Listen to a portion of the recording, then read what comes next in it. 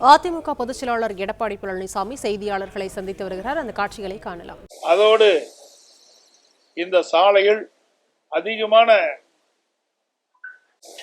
மாணவர்கள் குழந்தைகள் செல்லுகின்ற பாதையாக இருக்கின்றது.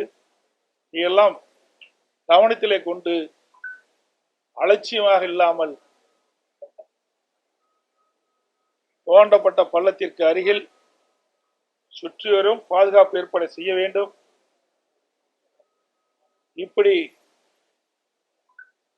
மழைநீர் கால்வாய் அமைக்கின்ற பணி மிக மிக மெத்தனமாக செயல்பட்டுக் கொண்டிருக்கின்றது. கடந்த ஆண்டே இந்த துறையினுடைய அமைச்சர், சென்னை மேயர், முதலமைச்சர் எல்லாம் செய்தியாளரிடத்தில் பேசுகின்ற பொழுது மழைநீர் வடிகால் பணி சுமார் 90% பணியில் நிறைவு பெற்றதாக சொன்னார்கள். இன்று வரை அந்த பணி நிறைவு பெறவில்லை. இன்னும் ஒரு மாதத்திற்கு பின்பு இல்லாமல் இருக்கின்ற ஸ்டாலின் தலைமையில் அரசுக்கு என்னுடைய கண்டனத்தை தெரிவித்துக் கொள்கின்றேன். அதே போல திரு செந்தில் பாலாஜி அவர்களுக்கு அமைச்சர் பதவி வழங்கியிருக்கின்றார்கள். உச்சநீதிமன்றம் அவருக்கு பல்வேறு நிபந்தனையின் அடிப்படையில் ஜாமீன் வழங்கியிருக்கின்றது. திரு செந்தில் பாலாஜி அவர்கள் ஜாமீன் பெற்று சிறையிலிருந்து வெளியிலே வருகின்ற பொழுது முதலமைச்சர் அவர்கள் சகோதரர் செந்தில் பாலாஜியை வருக வருக என வரவேற்கிறேன் என்றும் உன் தியாகம் பெரிது, உறுதி அதனினும் பெரிது என்று குறிப்பிட்டுள்ளார். ஆக திரு செந்தில் பாலாஜிக்கு முக்கியத்துவம் கொடுக்கின்றார். திரு செந்தில் பாலாஜி அவர்களும் முதலமைச்சருடைய பரிந்துரையின்படி அமைச்சராக பொறுப்பேற்றுகின்றார். உச்ச நீதிமன்றம் விதிக்கப்பட்டுள்ள நிபந்தனையை காவல்துறை கண்காணித்து நிபந்தனையை மீறினால் நடவடிக்கை எடுக்கப்படுமா என்று சந்தேகம் மக்களிடத்திலே உள்ளது. என்று சொன்னால் முதலமைச்சரே இவரை பாராட்டியிருக்கின்றார். திரு செந்தில் பாலாஜியை. திரு செந்தில் பாலாஜி அவர்கள் அமைச்சராகிவிட்டார். இப்படி இருக்கின்ற பொழுது அவர் நீதிமன்ற அளித்துள்ள நிபந்தனை மீறுகின்ற பொழுது காவல்துறை நடவடிக்கை எடுக்குமா என்பது ஐயப்பாடாக இருக்கின்றது. அதோடு இன்றைய தினம் திரு செந்தில் பாலாஜியுடைய வழக்குகளை தனி சிறப்பு நீதிமன்றம் அமைத்து ஓராண்டுக்குள் அவருடைய வழக்குகள் முடிக்கப்பட வேண்டும் என்று உச்சநீதிமன்றம் தீர்ப்பு வழங்கியுள்ளது. பல நாட்களாக திரு உதயநிதி அவர்கள் துணை முதலமைச்சர் ஆவார் என்று அடிக்கடி ஊடகத்திலையும் பத்திரிகையிலையும் திமுக கட்சியைச் சேர்ந்தவர்களும் திமுக அமைச்சர்களும் குறிப்பிட்டு வந்தார்கள். தற்போது முதலமைச்சர் அவர்கள் திரு உதயநிதி அவர்களுக்கு துணை முதலமைச்சர் வழங்கியிருக்கின்றார். இன்றைக்கு உதயநிதி அவர்கள் தமிழகத்தினுடைய துணை முதலமைச்சராக பொறுப்பேற்றவுடன் தமிழகத்தில் தேனாரும் பாலாரும் ஓடும்.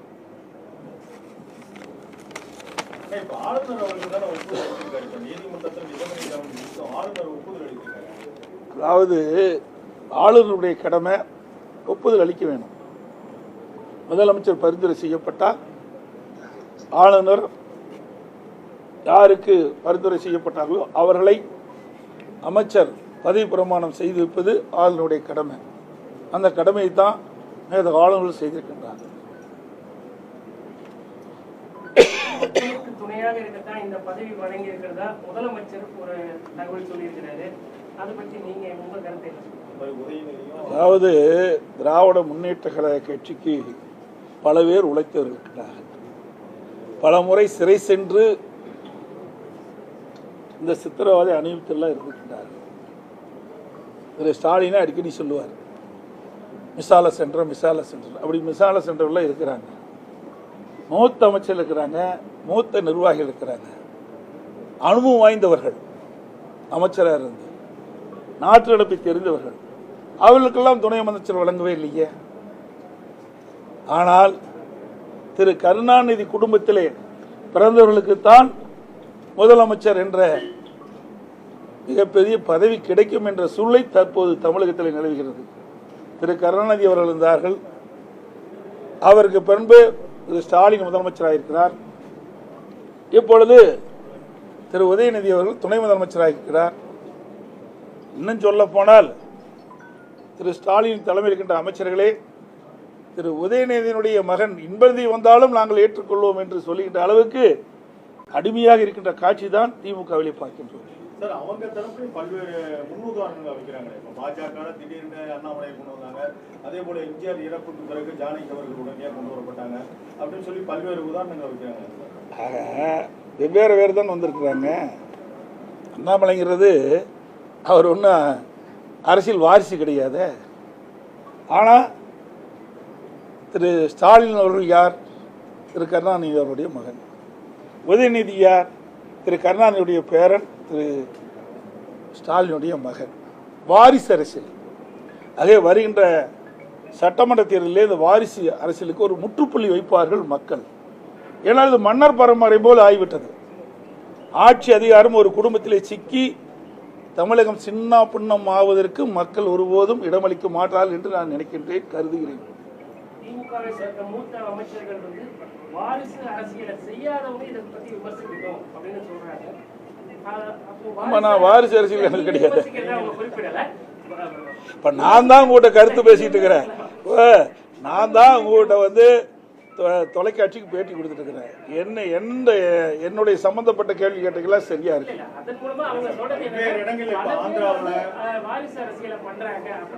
அப்படின்னா வெவ்வேறு பேர் தப்பு பண்றாங்க, அதே தப்பு இவர்களும் பண்ணுவாங்களா? ஒருவர் தப்பு பண்றாங்கன்னா மற்றவர்களும் அதே தப்பு பண்ணலாமா? இவர்கள் தானே முன்னாடி என்ன சொன்னாங்க? திரு நேரு அவர்கள், திருமதி இந்திரா காந்தி அவர்கள், ராஜீவ் காந்தி அவர்கள் வருகின்ற பொழுதெல்லாம் திரு கருணாநிதி என்ன சொன்னார்? குடும்ப ஆட்சி நடக்குன்னு சொன்னார்ல, வாரிசு அரசியல் நடக்குன்னு சொன்னார்ல. இப்ப திமுகவில் அப்படித்தான் நடக்குது. 2026 தேர்தலில் அதிமுக ஒன்றிணைஞ்சாதான் வெற்றி பெறும், ஆட்சி அமைக்க முடியும்னு சொல்லி ஓபிஎஸ் சொல்லி வராங்க. தயவு செய்து இனிமேல் இந்த கேள்வியை தவிர்த்துக்குங்க. ஏனென்றால் உச்ச நீதிமன்றம் சரி, தேர்தல் ஆணையம் சரி, அனைத்து இந்திய அண்ணா திராவிட முன்னேற்ற கழகம், எங்கள் பகுதியில் இருக்கிற அனைத்து இந்திய அண்ணா திராவிட முன்னேற்ற கழகத்துக்கு அனைத்து அங்கீகாரம் கொடுக்கப்பட்டு விட்டது. திரு ஓபிஎஸ் அவர்கள் அடிப்படை உறுப்பிலிருந்து நீக்கப்பட்டவர், கட்சியில கிடையாது. அதிமுகனா எங்க தரப்பு தான் அதிமுக. நீங்க ஒன்னா போச்சு, ரெண்டா போச்சு, மூணா போச்சு, அதெல்லாம் பேசாதீங்க தயவு செய்து. நடந்து முடிஞ்ச நாடாளுமன்ற தேர்தலிலே அனைத்து இந்திய அண்ணா திராவிட முன்னேற்ற கழகம் 1% வாக்கு கூடுதலாக பெற்றிருக்குது. 2019 நடைபெற்ற நாடாளுமன்ற தேர்தலை விட 2024 நடைபெற்ற நாடாளுமன்ற தேர்தலில் அனைத்து இந்திய அண்ணா திராவிட முன்னேற்ற கழகம் 1% வாக்கு அதிகம் பெற்றிருக்குது. கூட்டணி பலம் குறைவாக இருக்கின்ற இந்த நேரத்திலே அதிக வாக்குகளை பெற்ற கட்சி அதிமுக கட்சி. அதனால் இந்த ஊடகமும் பத்திரிகையும் அருள்கூர்ந்து நான் கேட்டுக்கொள்கின்றேன். இனி இவர் இருக்கிறார், அவர் இருக்கிறார், அவரெல்லாம் இல்லை. உங்களுக்கு எல்லாமே தெரியும். நீ வேணுமெனே பரபரப்பான செய்தி வேணுவதற்காக இந்த கேள்வி கேட்கறீங்க. அவர் பேசுறதுக்கெல்லாம் நம்ம பதில் சொல்ல முடியுமா? சட்ட நீதி என்ன இருக்குது? சட்ட நீதி என்ன இருக்குது உங்களுக்கு தெரியுமில்ல? அதிமுக என்பது எங்க தரப்பில் இருக்குது. அதிமுக எல்லா அதிகாரங்களும் நாங்கள் பெற்று ஒரு தேர்தலையும் நாங்கள் சந்திச்சிட்டோம். அதே மாதிரி அவங்க என்ன சொல்றாங்க சார், அப்போ வந்து 19 தொகுதியில போட்டிட்டு 20% வச்சிருந்தாங்க. இப்போ 34 தொகுதியில போட்டிட்டு இருக்காங்க. ஆனா 1% தான் அதிகரிச்சு. ஆனா எத்தனை கூட்டணி ஒட்டுக்கா இருந்தது? அதிமுக, பாரதிய ஜனதா கட்சி, ரெண்டாவது பாட்டாளி மக்கள் கட்சி, இப்படி பல கட்சிகள் எங்களோடு இருந்த காரணத்தினாலே அதிக வாக்குகள் பெற்றோம். இன்றைக்கு அதிகமான தொகுதியில்னா கூட கூட்டணி கிடையாதுல்ல, அந்த கூட்டணி வாக்குகள் எங்களுக்கு கிடைக்கல. இன்னொன்று, இந்த விருதுநகர்ல அருப்புக்கோட்டையில பதவி பறிந்ததுனால அவங்க வந்து 10 லட்சம் கொடுத்தாதான் வந்து பதவி அப்படின்ற மாதிரி போஸ்டர்லாம் ஒட்டிருக்காங்க. அதெல்லாம் வேணும் என்று திட்டமிட்டு சில சதிகாரர்கள் செய்கின்ற சதி. அனைத்து இந்திய அண்ணா திராவிட முன்னேற்ற கழகத்தை பொறுத்த வரைக்கும் உண்மையாக உழைக்கின்றவர்களுக்கு நிச்சயமாக அவர்கள் இல்லம் தேடி பரவி வரும். இதில் எந்த மாற்று கருத்தும் கிடையாது. அனைத்து இந்திய அண்ணா திராவிட முன்னேற்ற கழகத்தில் யார் உழைக்காமல் இருக்கின்றார்களோ, சிறப்பாக பணி செய்யாமல் இருக்கின்றார்களோ, தேர்தல் நேரத்தில் முடங்கி இருக்கின்றார்களோ அவர்களுக்கு இங்கு இடம் இல்லை. கட்சியில் தலைமைக்கு கட்டுப்பட்டவர்கள் தலைமை அறிவிக்கின்ற வேட்பாளர்களை ஆதரித்து வேகமாக துரிதமாக தேனீக்களை போல இன்று எறும்பை போல சுறுசுறுப்பாக பணியாற்றி வாக்குகளை சேகரித்து அவரை வெற்றி பெறுவதற்கான உண்டான பணியை செய்கின்றவர்களுக்கு இங்கே முன்னுரிமை கொடுக்கின்றது. சில பேர் தேர்தல் நேரத்தில் அவர்கள் முழுமையாக செயல்படுவதில்லை. அதனால் சில நேரத்தில் அந்த பதவியில் மாற்றி அமைக்கப்படுகிறது. மாற்றி அமைக்கப்பட்டால் கூட ஏற்கனவே இருக்கின்றவர்களுக்கு அதற்கு தக்கவாறு பணி மாற்றி வழங்கப்படும் என்பதையும் தெரிவித்துக்கிறேன்.